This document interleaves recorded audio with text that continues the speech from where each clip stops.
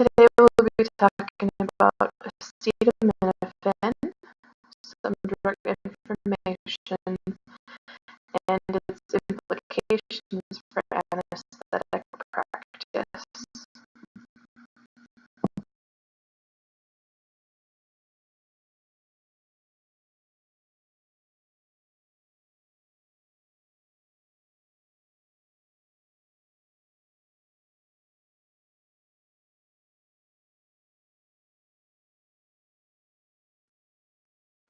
Acetaminophen goes by many different names, including N-acetyl P-aminophenol, paracetamol.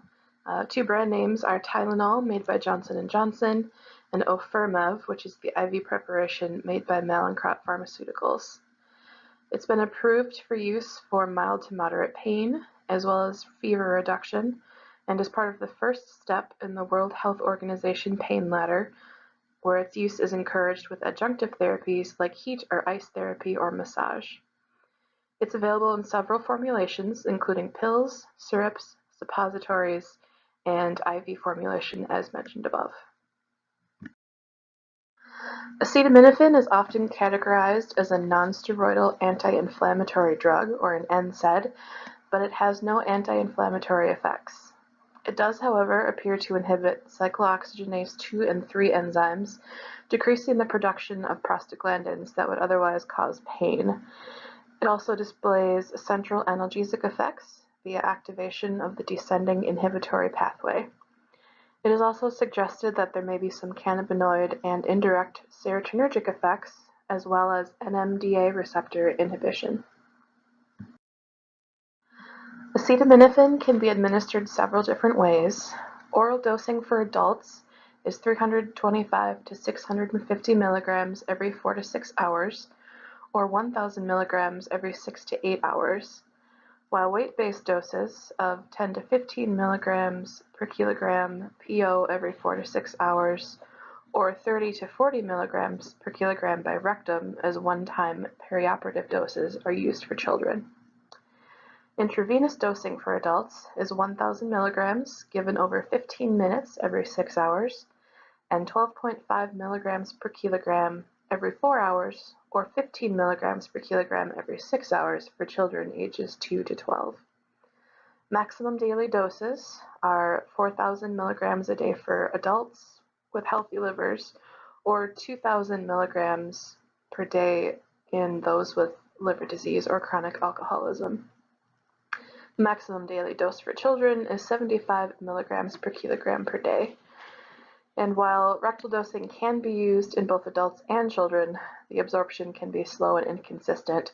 So for the purposes of anesthetic practice and perioperative pain control, IV administration is preferred.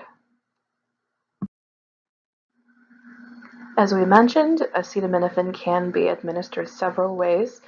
It's absorbed very well orally, while absorption via the rectal route is slow and variable. IV administration yields the best bioavailability, with faster onset and peak compared to oral and rectal administration,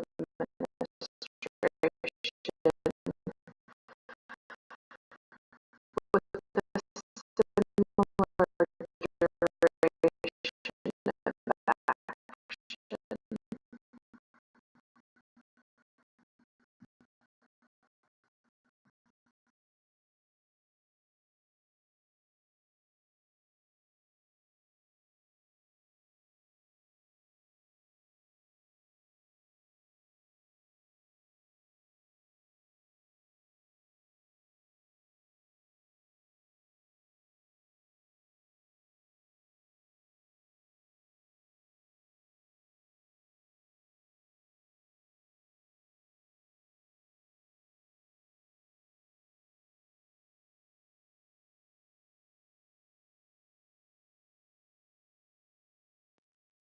Acetaminophen is generally very well tolerated, but some patients may experience GI upset, itching, insomnia, or agitation.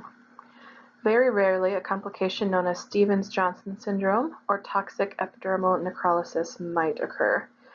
Overdose may occur intentionally or as a result of taking in a combination of products containing acetaminophen, such as over-the-counter pain medications, allergy, cold and sinus preparations, or sleep aids. Overdose of acetaminophen results in the formation of N-acetylbenzoquinone, which depletes the protective antioxidant glutathione in the liver, resulting in direct damage to the cells. Acetylcysteine or mucomist is administered to treat the overdose. 300 milligrams per kilo as a total dose is divided into 3 portions and given over 21 hours. It's a precursor to glutathione, which replenishes the supply in the liver and directly neutralizes the toxic metabolite.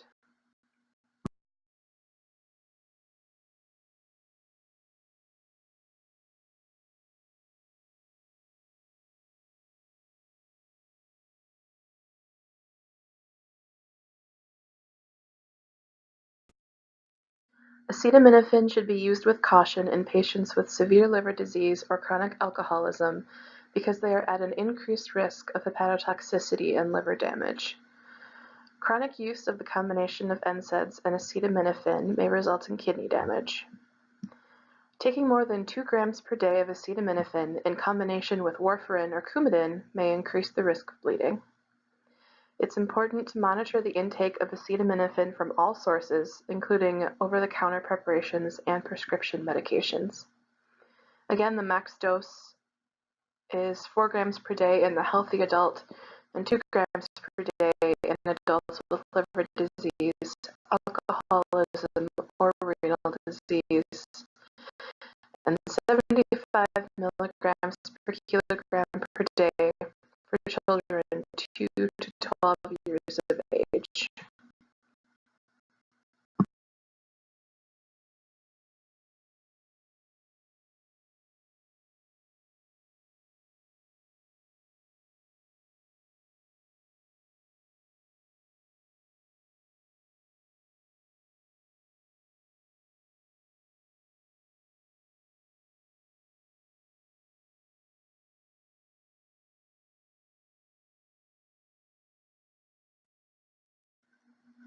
Because acetaminophen has very few side effects when used as recommended, and no antiplatelet effects or damage to the gastric mucosa like NSAIDs, it's recommended as part of the first step in a multimodal approach to the treatment of pain, especially in IV form, as part of a perioperative pain control plan.